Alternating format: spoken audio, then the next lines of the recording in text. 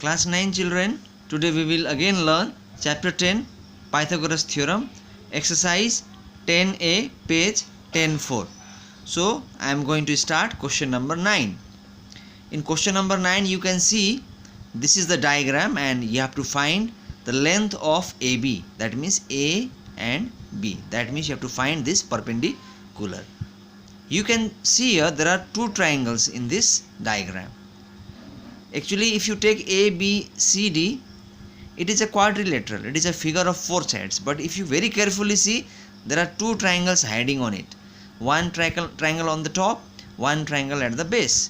Now, if you look at the base, here is 90 degree. So, when there is 90 degree at this point C, that means CD will be our perpendicular and BC will be our base. And the remaining side BD will be our hypotenuse, because it is said where there is 90 degree, one side is called perpendicular, the other side is called base. So automatically the third remaining side will be hypotenuse, and here 90 degrees at B. So in this triangle AB will be our perpendicular and BD will be our base, and automatically the third or remaining part AD will be our hypotenuse. So to find AB, we have to start from the triangle at the base. That means we will take in triangle BCD. Why? Because in BCD we have two sides. We know two sides, so we will know BD, and if we know BD, then in this triangle also two sides will be known, and then automatically the third unknown side also will be known. But if you start now only, the problem will be this is also unknown, BD also unknown, AB also unknown. That's why we will start from this triangle. So in triangle BCD, perpendicular is CD, yes, 12 centimeter, base is BC, that is 3 centimeter. So hypotenuse BD will be our question mark. So hypotenuse formula will apply, then it is perpendicular square plus base square root over. As hypotenuse is named as BD here, so BD we will name it, and BD equal to perpendicular, as you know, it is 12 and base is 3. 12 square plus 3 square root over. 12 square is 144 and 3 square is 9. So 144 plus 9 root over will be root over 153. As root over 153 doesn't have any result, we will keep it in the same way what it is in the form, in the same form. Now we will take the upper triangle, triangle ABD, that means we will take ABD. So in this triangle, as you know, AD is known, AD is 13, AD is hypotenuse, it is 13, and just now we came to know BD, and BD is base in this triangle. So base will be BD and it will be root over 153. Yes, BD is root over 153. So that value we take, and perpendicular AB will be unknown. So perpendicular AB is question mark. So therefore perpendicular equal to h square, hypotenuse square minus base square root over. So here we also can write perpendicular is AB. So we can write AB equal to root over 13 whole square minus 1 root over 153 whole square. 13 square is 169 and root over 153 square means root over and square vanishes and only 153 remains. So if you subtract both of them, it is root 16. Root 16 is 4 centimeter. So AB is known. So here very technical thing, root over 153 square means root and square will vanish, only 153 will remain. But 13 square means 169, because there is no root over individually in 13.